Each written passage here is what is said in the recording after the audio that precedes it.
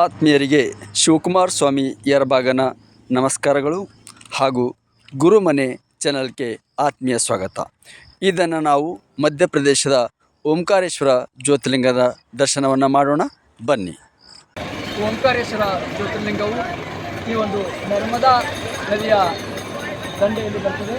ಅಂದರೆ ಒಂದು ದ್ವೀಪದಲ್ಲಿ ಈ ಒಂದು ಜ್ಯೋತಿರ್ಲಿಂಗ ನಮಗೆ ಕಾಣಲಿಕ್ಕೆ ಸಿಗ್ತದೆ. ಯಾಕೆಂದರೆ ಇದರ ಸುತ್ತ ನರ್ಮದೆ ನದಿಯು ಹರಿತಾ ಇರ್ತದೆ. ಈ ಓಂಕಾರೇಶ್ವರ ಎರಡು ಲಿಂಗಗಳಾಗಿ ನಾವು ನೋಡ್ಲಿಕ್ಕೆ ಸಿಗ್ತದೆ. ಒಂದು ಓಂಕಾರೇಶ್ವರ ಮತ್ತು ಮಮಲೇಶ್ವರ. ಈ ಎರಡೂ ಲಿಂಗಗಳ ದರ್ಶನ ಮಾಡಿದಾಗ ಮಾತ್ರ ಒಂದು ಸಂಪೂರ್ಣ ಜ್ಯೋತಿರ್ಲಿಂಗ ದರ್ಶನ ಆಗ್ತದೆ ಅಂತ ಹೇಳ್ತಾರೆ. ಈ ನರ್ಮದಾ ತೀರದ ಒಂದು ಉತ್ತರ ಭಾಗದಲ್ಲಿ ಓಂಕಾರೇಶ್ವರ ನಮಗೆ ಕಾಣಲಿಕ್ಕೆ ಸಿಗ್ತದೆ ಮತ್ತು ದಕ್ಷಿಣ ಭಾಗದಲ್ಲಿ ಮಮಲೇಶ್ವರ ಜ್ಯೋತಿರ್ಲಿಂಗ ಕಾಣಲಿಕ್ಕೆ ಸಿಗ್ತದೆ.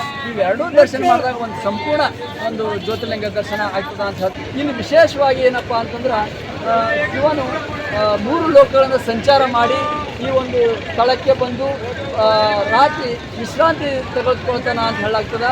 ಜೊತೆಗೇನಪ್ಪ ಅಂದ್ರೆ ಪಾರ್ವತಿ ಜೊತೆ ಪಗಡೆ ಆಟ ಕೂಡ ಇಲ್ಲಿ ರಾತ್ರಿ ಹೊತ್ತಿನಲ್ಲಿ ನಡೀತದ ಅನ್ನುವಂಥ ನಂಬಿಕೆ ಕೂಡ ಭಕ್ತರಲ್ಲಿ ಇದೆ ಅಂತ ಕೂಡ ಹೇಳಲಾಗ್ತದೆ.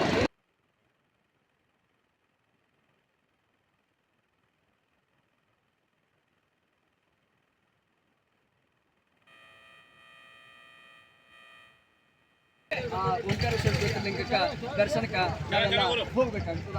ಬರ್ರಿ ನಾವಿಗೆಲ್ಲ ಬೋಟ್ ಏರೋಣ.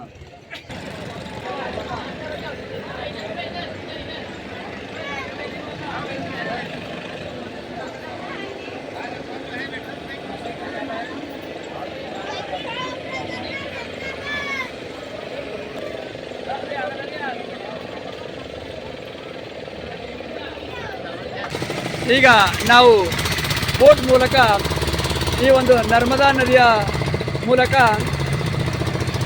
ಓಂಕಾರೇಶ್ವರ ದೇವಸ್ಥಾನಕ್ಕೆ ಹೋಗ್ತಾ ಇದ್ದೀವಿ.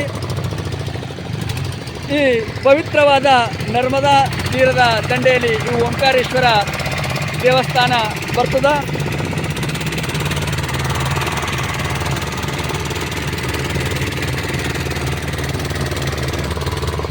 ಬಹಳ ಸುಂದರವಾದ ನೋಟವನ್ನು ನಾವು ಇಲ್ಲಿ ನೋಡ್ಬೋದು. ನರ್ಮದಾ ನದಿಯು ಬಹಳ ಪವಿತ್ರವಾದ ನದಿ ಕೂಡ ಆಗಿದೆ. ಬಹಳ ಸ್ವಚ್ಛ ಮತ್ತು ಶುದ್ಧವಾದ ಒಂದು ತೀರ್ಥ ಇಲ್ಲಿ ನಮಗೆ ಸಿಗ್ತದ ಅಂತ ಹೇಳ್ಬೋದು.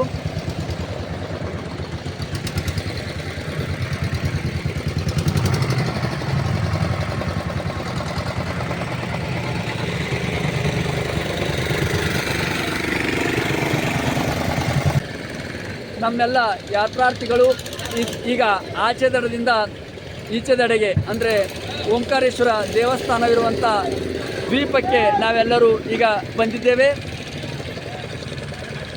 ಈಗ ಬೋಟ್ ಇಳಿದು ನಾವೆಲ್ಲರೂ ಓಂಕಾರೇಶ್ವರ ಒಂದು ದರ್ಶನಕ್ಕೆ ಹೋಗೋಣ ಬನ್ನಿ. ಈ ನರ್ಮದಾ ನಾವು ದಾಟಿ ಈಗ ಓಂಕಾರೇಶ್ವರ ದೇವಸ್ಥಾನಕ್ಕೆ ಬರ್ತಾ ಇದ್ದೀವಿ.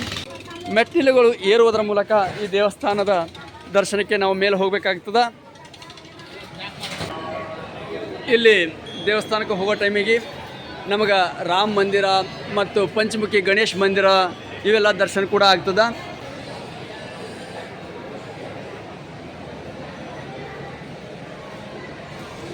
ಜ್ಯೋತಿರ್ಲಿಂಗದ ಎದುರುಗಡೆ ನಂದಿ ಮೂರ್ತಿಯನ್ನು ನಾವು ಇಲ್ಲಿ ನೋಡಬಹುದು. ಜೊತೆಗೆ ಓಂಕಾರೇಶ್ವರ ಜ್ಯೋತಿರ್ಲಿಂಗಕ್ಕೆ ಅಭಿಷೇಕ ನಡೀತಾ ಇದೆ. ಇಲ್ಲೆಲ್ಲರೂ ಭಕ್ತಾದಿಗಳು ಒಂದು ಸರತಿ ಸಾಲಿನಲ್ಲಿ ನಿಂತು ಈ ಒಂದು ದರ್ಶನವನ್ನು ಮಾಡ್ತಾ ಇದ್ದಾರೆ.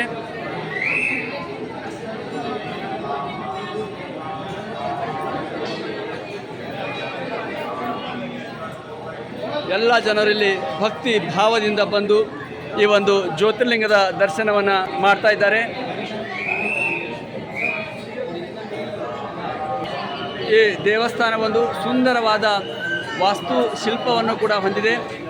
ಬಹಳ ಒಳ್ಳೆಯ ರೀತಿಯ ಒಂದು ಕೆತ್ತನೆ ಕೂಡ ಈ ದೇವಸ್ಥಾನದಲ್ಲಿ ಆಗಿದೆ ಅಂತ ನಾವು ನೋಡಬಹುದು. ಓಂಕಾರೇಶ್ವರ ಮಹಾರಾಜ್ ಕಿ ಜೈ. ಬಂ ಬಂ ಬೋಲೆ, ಬಂ ಬಂ ಬಂ ಬಂ ಬಂ ಬಂ ಬಂ ಬಂ ಬಂ ಬಂ ಬಂ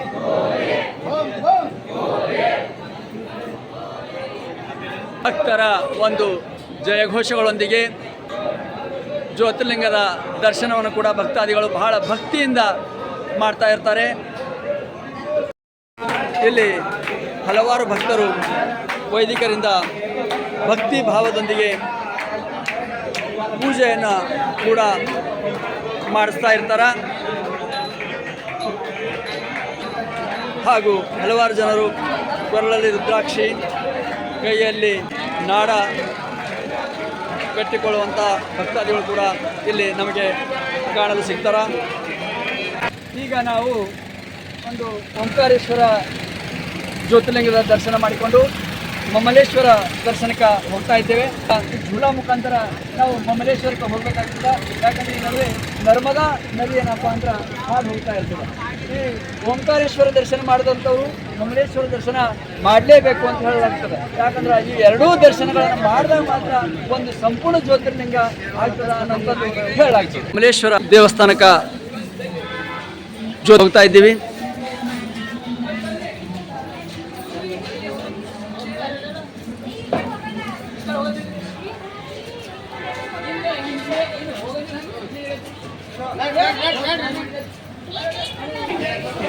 ಬಹಳ ಸುಂದರವಾದ ಒಂದು ಮಾರುಕಟ್ಟೆ ಕೂಡ ಇಲ್ಲಿ ನಮಗೆ ನೋಡಲು ಸಿಗ್ತದ. ಈ ಮಾರುಕಟ್ಟೆಯಲ್ಲಿ ವಿಶೇಷವಾಗಿ ಪೂಜಾ ಸಾಮಗ್ರಿಗಳು ಮತ್ತು ವಿವಿಧ ರೀತಿಯ ಮಕ್ಕಳ ಆಟಿಕೆ ಸಾಮಾನುಗಳು ಹಾಗೂ ಹೆಣ್ಣು ಮಕ್ಕಳ ಬಳೆ, ಹೀಗೆ ಹಲವಾರು ರೀತಿಯ ಸಾಮಗ್ರಿಗಳು ಕೂಡ ಇಲ್ಲಿ ದೊರೆಯುತ್ತವೆ. ನಾವು ಮಮಲೇಶ್ವರ ಮಂದಿರ ಹೋಗ್ತಾ ಇರುವಂತಹ ಮಾರ್ಗದಲ್ಲಿ ಪ್ರಾಚೀನ ಬ್ರಹ್ಮೇಶ್ವರ ಮಹಾದೇವ ಮಂದಿರ ಕೂಡ ನಮಗೆ ಕಾಣಲು ಸಿಗ್ತದ.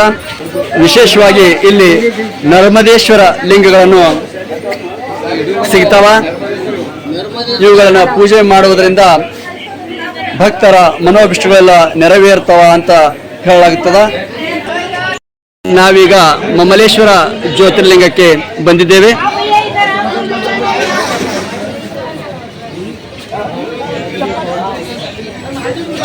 ಈ ಮಮಲೇಶ್ವರ ಜ್ಯೋತಿರ್ಲಿಂಗದ ಒಂದು ಆವರಣದಲ್ಲಿ ಹಲವಾರು ದೇವದೇವತೆಗಳ ಒಂದು ಮಂದಿರಗಳು ಕೂಡ ನಮಗೆ ಕಾಣಲು ಸಿಗ್ತವೆ.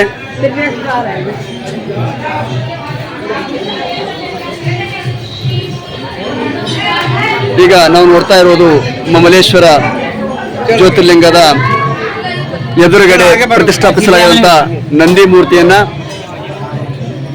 ಈ ನಂದಿ ಮೂರ್ತಿಯ ಕಿವಿಯಲ್ಲಿ ನಾವು ಏನಾದರೂ ಇಚ್ಛೆಯನ್ನು ಬೇಡಿಕೊಂಡಿದ್ದಾಗ ಅದು ನೆರವೇರ್ತದ ಅನ್ನುವಂಥ ಒಂದು ನಂಬಿಕೆ ಭಕ್ತರಲ್ಲಿದೆ.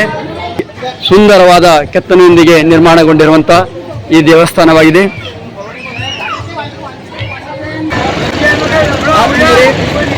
ನಾವು ಈ ಓಂಕಾರೇಶ್ವರ ಜ್ಯೋತಿರ್ಲಿಂಗ ದರ್ಶನವನ್ನು ಮಾಡಿದ್ದೆವು. ಮತ್ತೆ ನಾವು ಮುಂದಿನ ಜ್ಯೋತಿರ್ಲಿಂಗ ದರ್ಶನದಲ್ಲಿ ಭೇಟಿಯಾಗೋಣ. ಧನ್ಯವಾದ.